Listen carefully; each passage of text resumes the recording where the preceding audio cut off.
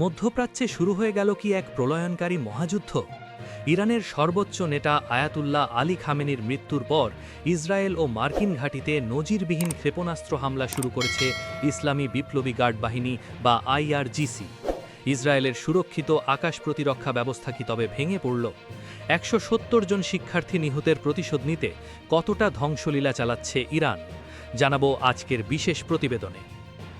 ইরানের পক্ষ থেকে জানানো হয়েছে, এই হামলা মূলত একটি বিশাল প্রতিশোধের অংশ।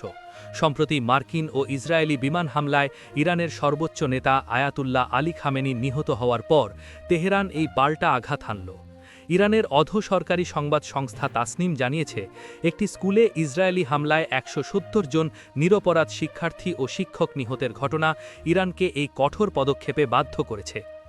রুশ সংবাদ সংস্থাগুলোর দাবি অনুযায়ী ইসরায়েলের বহুল আলোচিত আকাশ প্রতিরক্ষা ব্যবস্থা বা আয়রন ডোম ইরানি ক্ষেপণাস্ত্র ঠেকাতে বড় ধরনের ব্যর্থতার পরিচয় দিয়েছে। প্রকাশিত বিভিন্ন ভিডিও ফুটেজে দেখা গেছে, ইরানি ব্যালিস্টিক ও ক্রুজ ক্ষেপণাস্ত্রগুলো ইসরায়েলের বহুস্তরীয় প্রতিরক্ষা বলয় ভেদ করে সরাসরি নির্ধারিত লক্ষ্যবস্তুতে আঘাত হানছে। এতে ইসরায়েলের একাধিক সামরিক ও কৌশলগত অবকাঠামো ক্ষতিগ্রস্ত হওয়ার খবর পাওয়া যাচ্ছে। হামলা কেবল ইসরায়েলের ভেতরেই সীমাবদ্ধ নেই, পুরো মধ্যপ্রাচ্য জুড়ে ছড়িয়ে থাকা মার্কিন সামরিক ঘাঁটিগুলোকেও লক্ষ্যবস্তু করেছে ইরান। আইআরজিসি হুঁশিয়ারি দিয়েছে যে কোনো উস্কানিমূলক পদক্ষেপের জবাবে তারা আরও বড় পরিসরে হামলা চালাতে প্রস্তুত।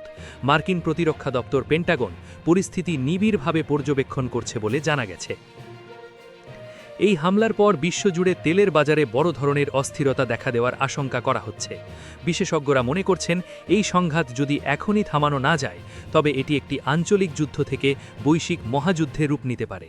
বিশেষ করে ইরানের এই পদক্ষেপে রাশিয়া ও চীনের অবস্থান কী হবে তা নিয়ে চলছে চুলচেরা বিশ্লেষণ। ইরান ও ইসরায়েলের এই সরাসরি যুদ্ধ কি বিশ্বকে তৃতীয় বিশ্বযুদ্ধের দিকে ঠেলে দিচ্ছে? আপনার কি মনে হয়, ইসরায়েল কি পাল্টা পরমাণু হামলা চালাবে? কমেন্টে আপনার মতামত জানান।